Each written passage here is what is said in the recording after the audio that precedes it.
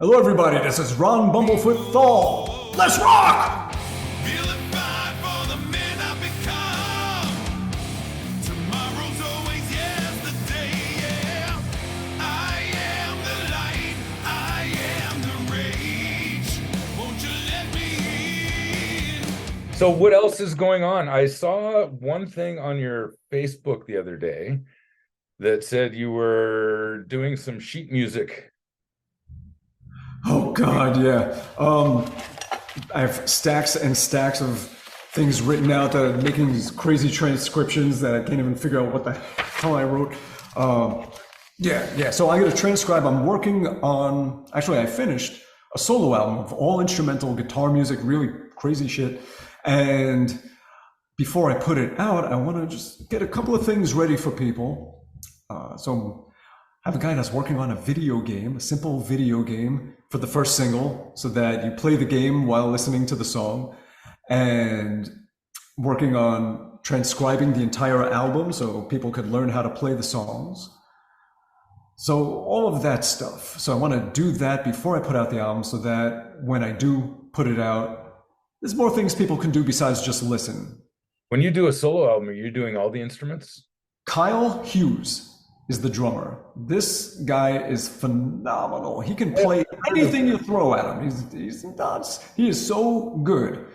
And yeah, so he is the drummer, except for one song has different guest drummer. I do have 3 guest guitar players that did solos on the album, and that's it as far as, yeah. Why have I heard of Kyle Hughes before? He is my drummer for a bunch of stuff, and who has he played with now? He did a bunch of stuff with Marco Mendoza as his drummer, and I met him when he was just a teenager opening for me at a solo show in England. And he learned all of my songs and played with me as well, and this dude just blew me away, and he was my guy ever since. He's phenomenal. So he's out in California, and he's keeping real busy out there, doing great stuff. If you want to see him play, there's one song that I did. Well, actually, there's a ton of stuff on YouTube from, I guess, 2015 and on when we were playing together. Like we toured together when I was doing more solo touring. But he's out there doing great stuff. He plays with Graham Bonnet. Well, in 2020, I put out a song called Planetary Lockdown, and it was an instrumental song. And then I did a sort of an edit of the song where I left a verse open where people can add their own solos to it and upload videos. So there was one that I did where Dino Jalusic sang, Felipe Andrioli from Angra played bass, and Kyle played drums. And that was one of the versions of the song. It was called Back on My Feet. And there was almost 500 people that made all these crazy versions of the song, doing their own guitar solos, keyboard solos, violin, horn, drum, everything. It was really cool to see musicians during the pandemic all just being communal and all just doing stuff with each other. It was so cool. And just discovering so many great musicians out there. Yeah, I remember that. That was fantastic. And it's funny. The one I remember the most was Joel Hoekstra added a solo. That was incredible. Yeah. But it's funny you mentioned Jalusic because I just wrote a review for his new album. Have you heard this? Yeah, it's phenomenal. It's excellent. Yeah. This guy's amazing. Oh, yeah. There's a lot of stuff coming out. And you mentioned earlier you're producing. Oh, yeah, doing a ton of producing. So, yeah, there's a band called the Dodies, Dodies, that I've been working with since like 2018.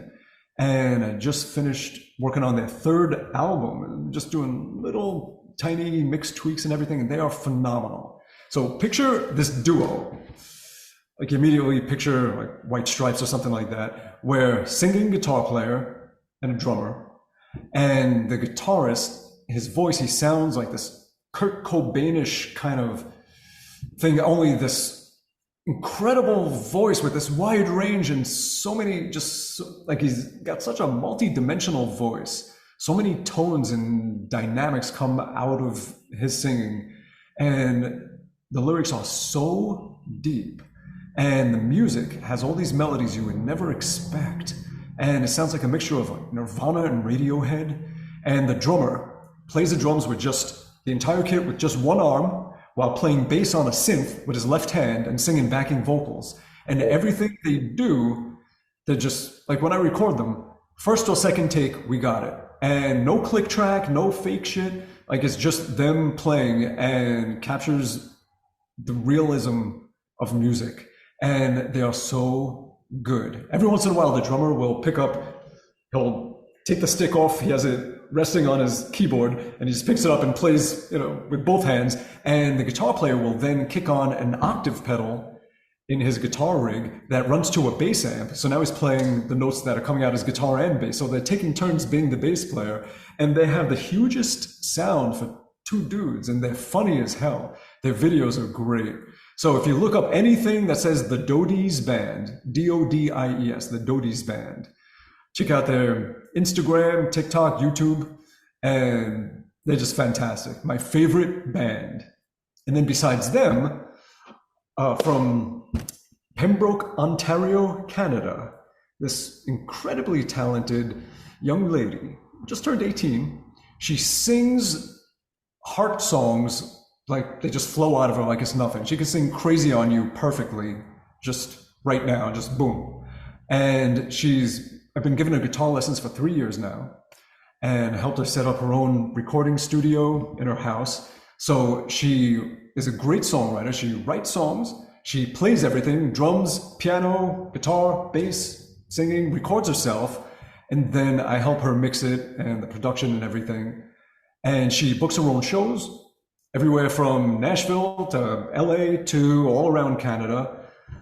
Just a few days ago, she played with the Killer Dwarfs opening for them and joined them on stage for a song. And she did the same with LA Guns out during NAMM in like April. She actually joined them on stage and sang and played with them for Ballad of Jane. And yeah, she's phenomenal. She's taking all these online business courses, Berkeley Online, and she's just incredible. And she's going to do so much musically in the future. So she just put out her first single, and the song is called Get Off My Stage.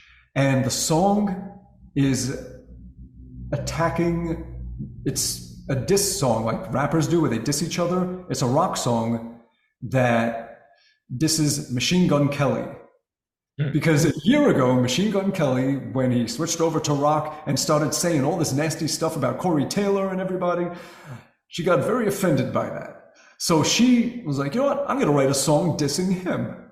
So she wrote a song that just tears him apart. And it's all in fun. It's all funny. It's not evil and she's not angry.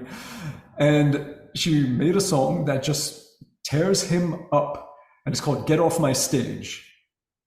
And she released it last month. And she's actually one of the only unsigned artists that got commercial airplay with the song. She's on 10 stations in Canada. Oh, yeah? Yeah. The only thing you didn't do was say her name. Sierra Levesque. Levesque. I think, is that how you say it, though? In Canada, that would be Levesque, wouldn't it? Yeah, I'm an American. I throw in the S. Yes. En français, Levesque. what? In that area of Canada, yeah, Levesque. So all the Americans, we say Levesque. In Canada, Levesque. Oh, she's going to be playing in Oshawa? How do you say it? Oshawa. So she's going to be playing there November 10th, opening for the Killer Dwarfs, their 40th anniversary show, reunion show. They're going to have some of their past members joining as well. And she's going to open that show. Dude, you are a busy man. Keeping busy. Yeah. Doing stuff. That's a good thing, right? That's a really good thing. Keeps me out of trouble. Yeah, a lot less touring, a lot more time in this chair. And I keep saying, like, that's where I'm at in life, is like I want to be off the field and time to get off the field and start coaching. Right. And I love producing. Now it's time to help everybody else, with their music and help them get out there and do their thing. So I'm trying to do more of that. And I love it. I do. I will be out there with all these bands. I'm not going to screw the bands and say no. Yeah. Oh no, But then you want to do that. You want to coach, you want to be the manager, and then all of a sudden, boom, you've got Art of Anarchy and you got to go on the road again at some point.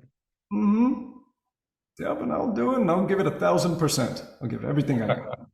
And I'll be happy to see all the people I haven't seen all around, and then I'll be back in, touring mode. And it's kind of like you have different purposes in life, and it's hard to transition from one to the other, and you go kicking and screaming, and once you're doing the other, you couldn't see yourself doing anything else. And then you go back and you have this big drop in your psyche. You're just like, this feels unnatural. It feels wrong to be home. I need to get back on the road. I'm going crazy.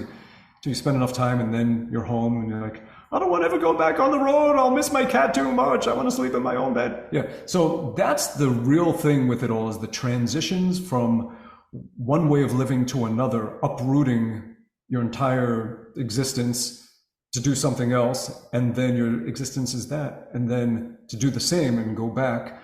That's the thing that really screws with your head. I can imagine.